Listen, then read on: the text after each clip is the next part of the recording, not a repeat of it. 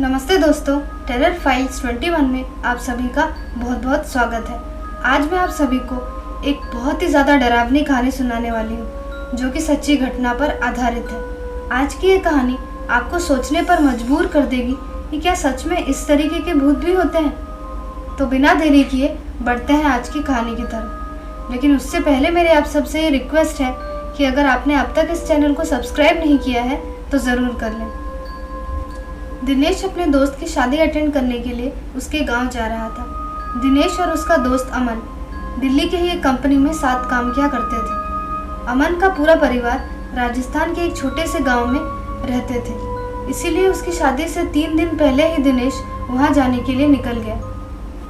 Jaipur airport पर उतरने के बाद दिनेश ने अपने दोस्त अमन के गांव पहुंचने के लिए एक टैक्सी की। उस टैक्सी ड्राइवर ने कहा कि गांव दूर है, इसलिए कम से कम उन लोगों को वहां पहुंचने में 24 घंटे का समय तो लग ही जाएगा। सफ़र लंबा था, इसीलिए टैक्सी ड्राइवर से दिनेश की बातचीत शुरू हो गई। बातों बातों में भूत प्रेत के किस्सों का जिक्र उन दोनों के बीच छिड़ गया। ड्राइवर का कहना था कि जिस गांव में दिनेश जा रहा है वहां पर डायनों का दिखना बहुत आम है। उसने न जाने कितने ही किस्से सुना दिए उस गांव और डायनों से जुड़े हुए। दिनेश ने भी उसकी सारी बातें टाइम पास करने के लिए सुन लिया, पर उसे इन सब बातों पर बिल्कुल भी विश्वास नहीं था। रात के करीब 10 बजे के आसपास दिनेश और टैक्सी ड्राइवर ने एक ढाबे पर खाना खाया और फिर वापस से अपने सफ़र पर चल पड़े।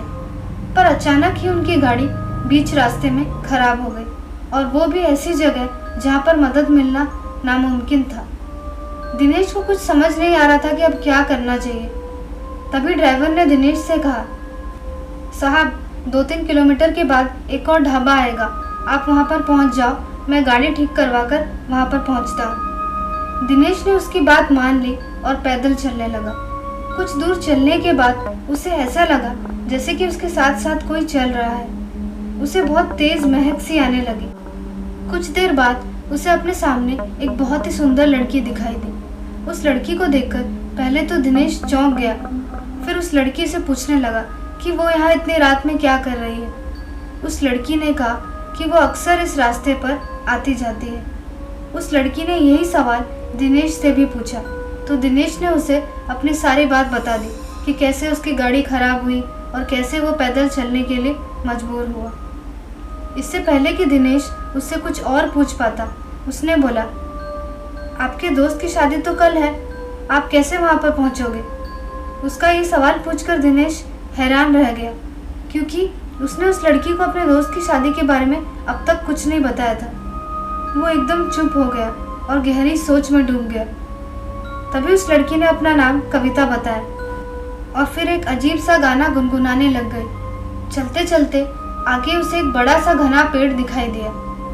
दिनेश उस पेड़ की फोटो खींचने लगा, पर तुरंत कविता ने उसे ऐसा करने से रोका और बोली कि रात के समय फोटो नहीं खींचते। दिनेश ने वापस अपना कैमरा अंदर रख लिया। दिनेश की नज़र अचानक पेड़ से थोड़ी दूर पर खड़ी 3 महिलाओं पर गई।